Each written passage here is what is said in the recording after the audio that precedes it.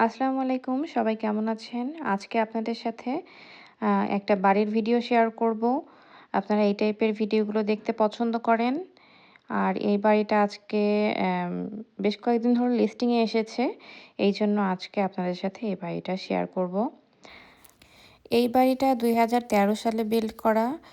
আর এখানে হচ্ছে ৫ বেডরুম ৪ ওয়াশরুমের এই বাসাটা। আর ভেতরে ঢুকতেই কিন্তু ফ্রন্টে একটা জায়গা আছে বেলকনির মতো।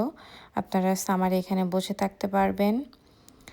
আর এইটা হচ্ছে ফ্রন্ট ডোর। তো ভেতরে ঢুকেই ১ম এ হচ্ছে লিভিং রুম। এটা হচ্ছে লিভিং রুম।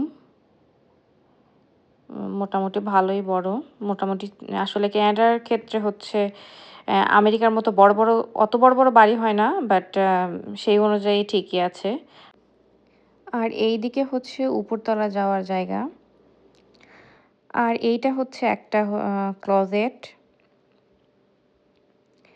এইদিকে হচ্ছে ওয়াশরুম। ওয়াশরুমটা হাফ ওয়াশরুম। আর এই সাইডে গেলেই এখানে হচ্ছে এটা হচ্ছে ডাইনিং এর স্পেস। এইটা যে ডাইনিং এর স্পেস আর এই সাইডে হচ্ছে কিচেন, ২ টা একসাথে। আর এইটা হচ্ছে প্যান্ট্রি। এখানে কিচেনের যত যাবতীয় জিনিসপত্র আছে, যেটা এক্সট্রা কিনবেন সেগুলো এখানে রাখা জন্য। যেহেতু ২০১৩ সালে বিল্ড করা, এইজন্য একটু সবকিছু পুরনো। মানে কিচেনের যে ক্লোজেটগুলো ছিল এইগুলো একটু বেশ ভালোভাবে ইউজ করা হয়েছে সেটা বোঝা যাচ্ছে। আর এটা হচ্ছে ব্যাকইয়ার্ডও। সামারে বেশ ভালো লাগবে। ব্যাকইয়ার্ডের এই জায়গাটা খুবই সুন্দর করে করা। এই বাড়িওয়ালা প্যাটিওটা খুব সুন্দর করে করেছে। বাট এইখানে গ্যারাজের জন্য ওই যে একটা জায়গা দেখতে পাচ্ছেন, এখানে থেকে হচ্ছে গ্যারাজের জন্য জায়গা দেওয়া আছে। গ্যারাজের জন্য জায়গা করে নিতে হবে। উম গ্যারাজের 2 কার গ্যারাজ হবে ওখানে।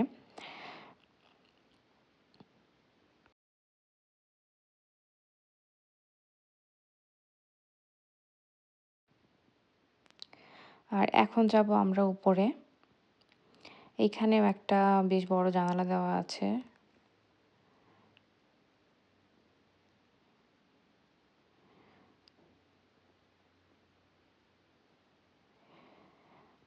আর এইদিকে হচ্ছে এইটা মাস্টার বেডরুম। মাস্টার বেডরুমটা মোটামুটি ভালোই বড়। আর এটা হচ্ছে ক্লোজেট।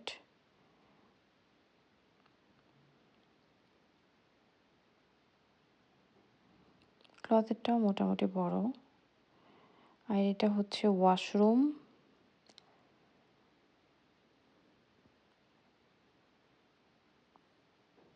ওয়াশরুমেও দেখলাম জানালা দেওয়া আছে। মানে আলো বাতাস মোটামুটি ভালোই পৌঁছাবে ঘরের মধ্যে। এরপরে আমি এদিকে যাচ্ছি, এটা হচ্ছে ওয়াশরুম। এটা ফুল ওয়াশরুম। এখানেও কিন্তু জানালা দেওয়া আছে।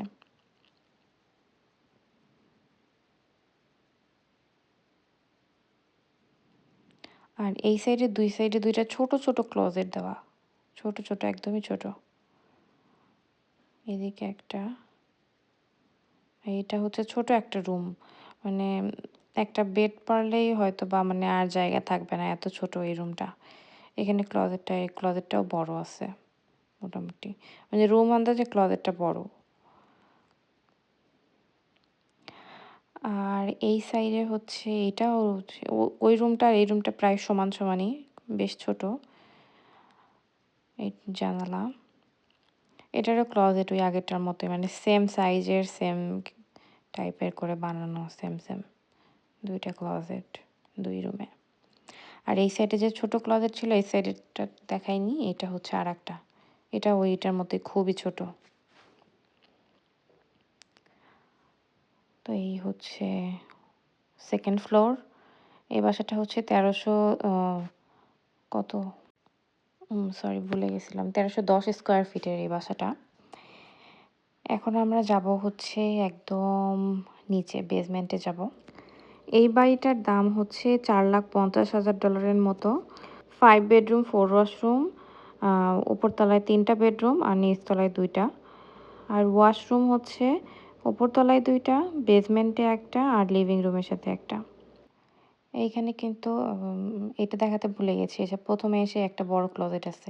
যেহেতু ক্যানাডায় অনেক ঠান্ডা, সো আপনারা আসলেই সবসময় জ্যাকেট থাকবেই। সেইজন্য জ্যাকেট রাখার জন্য ফ্রন্টে একটা জায়গা থাকে। এখন যাব হচ্ছে একদম বেসমেন্টে। বেসমেন্টটাও মোটামুটি কমপ্লিট করা। বাট সিঁড়িগুলো একটু উঁচু, উঁচু লাগছিল। তো এখানে ছোট্ট একটা উপরে যে রুমটা দেখেছি ওই রুমের থেকে একটু বড় এরকম একটা রুম আছে বেসমেন্টে। ছোট রুমগুলোর মতো বাট একটু বড়। আর এখানে হচ্ছে ক্লোজেট। ক্লোজেটটা ওই ছোট রুমের মতোই। এই সাইডে আরেকটা রুম আছে। এটা একদমই ছোট রুম বলা যাবে না। এটা হয়তোবা কি বলবো? ক্লোজেট হিসেবেই ইউজ করা যাবে। একবারেই ছোট বা অফিস রুম হিসেবে ইউজ করা যাবে। এই রুমটা বেশি ছোট। এটা হচ্ছে ওয়াশরুম। এই ওয়াশরুমটাও বেশ ছোটই, খুবই ছোট। সো স্পেশালি হচ্ছে শাওয়ার করার যে জায়গাটা, এই জায়গাটা দেখে আমার মনে হইছে যে এখানে গেলে মানুষ দম বন্ধ হয়ে মরে যাবে। এত ছোট স্পেস। এখানে ক্লোজেটটা না করে যদি ফুল জায়গাটা ওয়াশরুম করতো তাহলে আই থিংক আমার কাছে মনে হতো যে হ্যাঁ, ঠিক আছে, ওয়াশরুমটা মানে মোটামুটি গোসল করার মতো একটা জায়গা আছে। এটা হয়তোবা ক্লোজেট হিসেবে বা কোনো কোনো কিছু হিসেবে করা যাবে। এটা হচ্ছে সব এই ইলেকট্রিক জিনিসপত্র সবকিছুর জায়গা। আর এইটা হচ্ছে আরেকটা। এইগুলো সব হচ্ছে বেসমেন্টের। সো বেসমেন্টটাও ফুললি কমপ্লিট করা। কেউ যদি চায় তাহলে বেসমেন্টের দরজা কেটে ভাড়াও দিতে পারবে। যদি কেউ চায় সেই হিসেবে পারমিশন নিয়ে সেটা করতে পারে। আর হচ্ছে গ্যারাজটাও তো করতে হবে। ঢোকার গ্যারাজ যেই বাসাতে, সে গ্যারাজ কমপ্লিট করা নাই।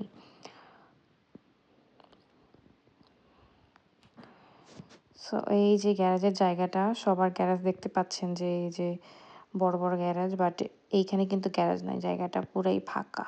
সো গ্যারাজটা করে নিতে হবে, কারণ গ্যারাজ ছাড়া আসলে ক্যানাডাতে যেই পরিমাণ ঠান্ডা আর বরফ পড়ে, তাতে প্রতিদিন সকালে আপনার গাড়ি ক্লিন করতে করতেই টাইম শেষ হয়ে যাবে। তো এই ছিল ফুল বাসাটা। তো আজকের মতো এটুকুই। আল্লাহ হাফেজ।